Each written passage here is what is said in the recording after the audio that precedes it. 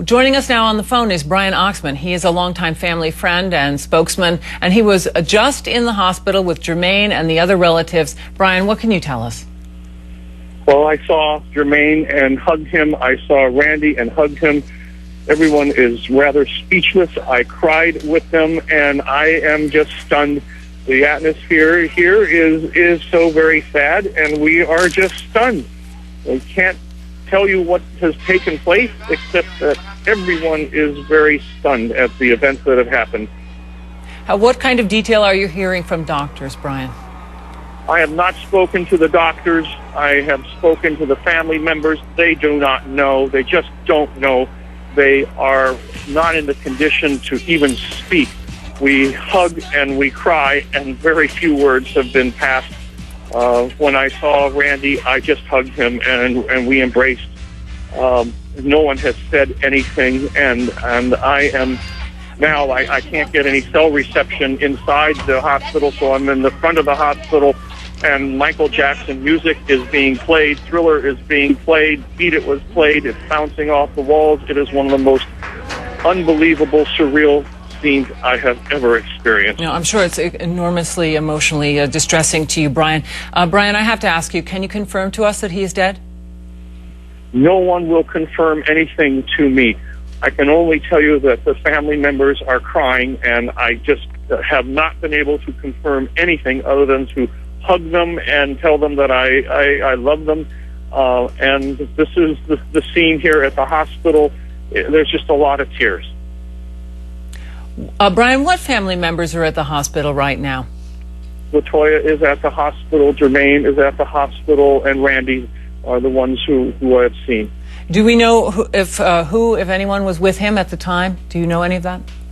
No, I do not know. I believe that Frank DeLillo was with him at the time, but I don't know that for sure. That's what I have been told. Mm-hmm. Are they keeping the family secluded from the rest of the hospitals to give them updates?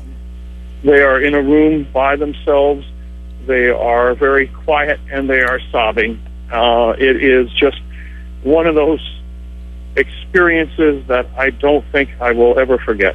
Do you know if anyone else is expected to join them? Are they expecting any other family members? I know that Joe Jackson is on his way to the hospital.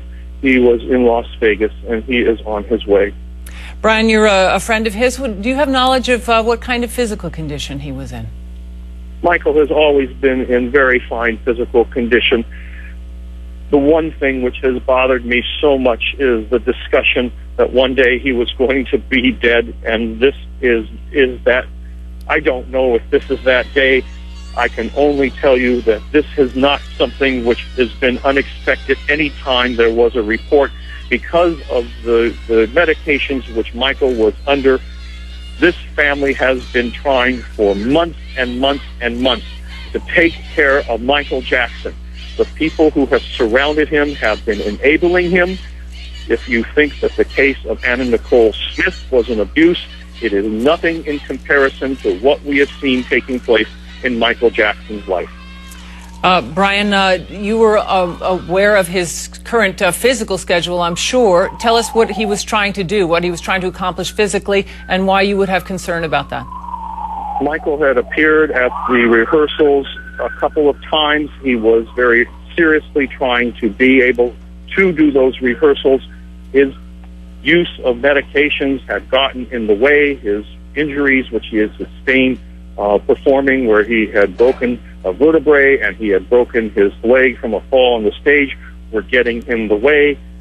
I do not know the extent of the medications that he was taking, but the reports that we have been receiving in the family is that it was extensive, and this is something which I feared, and it is something which I warned about.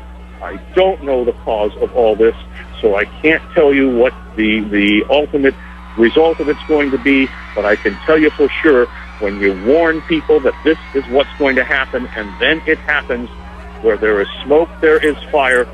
This is a case of abuse of medications, unless some other cause is involved, which I don't know about. So, Brian, you're telling us that you were able to observe some of these rehearsals and you found him to be in a somewhat weakened condition. Is that what you're saying? No, he was in fine condition. We never saw him in any kind of weakened condition. All right.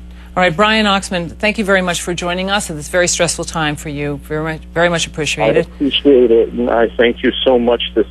I just have tears, and Michael Jackson is my friend, and I am just heartbroken.